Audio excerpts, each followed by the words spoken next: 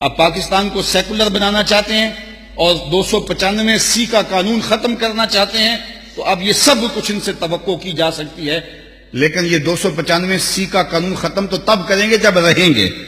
میری بات لکھ لو، میری بات سن لو۔ یہ حکمران سمجھتے ہیں کہ ہم نے غازی کو پھانسی لگا لیا، تم انتظار کرو عرش کا رب تمہارے ساتھ کرنے والا کیا ہے، تمہارے ساتھ اب سلوک کیا ہوگا۔ ہم تو مجبور لوگ ہیں، ہم تو کچھ نہیں کر سکے، لیکن جس کے رسول کی توہین کرنے والے کو قتل کرنے کے جرم کے اندر غازی کو شہید کیا گیا ہے، وہ رب بڑا غیرت مند ہے۔ اور تم انتظار کرو عرش کا رحمان تمہارے ساتھ اب کرتا کیا ہے۔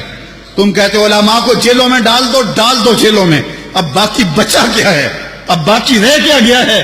اب تم انتظار کرو کہ تمہارے ساتھ رب کرتا کیا ہے اور تمہارے ساتھ حال کیا ہوتا ہے۔ تم رسوائی اور ذلت کے اس مقام پہ پہنچو گے اور عبرت کا نشان بنو گے کہ دنیا دیکھے گی، اور تم رسوا ذلیل ہو جاؤ گے۔ اور غازی کل بھی زندہ تھا، غازی آج بھی زندہ ہے، اور اس کا نام بھی باقی ہے، اس کا پیغام بھی باقی ہے۔ اور یہ بھی سن لو کہ غازی اگر چلا گیا ہے، جب غازی علم الدین کو شہید کیا گیا نا، تو ایک ہندوؤں نے جلسہ کیا، کہا کہ ایک شخص اٹھا تھا، ہم نے اس کو مار دیا ہے، اب ہم جو چاہیں کریں۔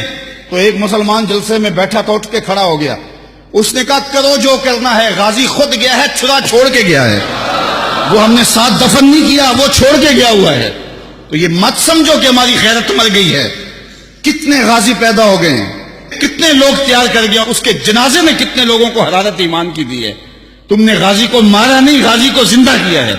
اگر تم چھوڑ دیتے تو شاید تحریک کمزور ہو جاتی، لیکن تم نے قتل کر کے اس تحریک کو مضبوط کر دیا ہے، تم نے اس کو پانی دیا ہے، اب یہ تناور درخت بنے گا۔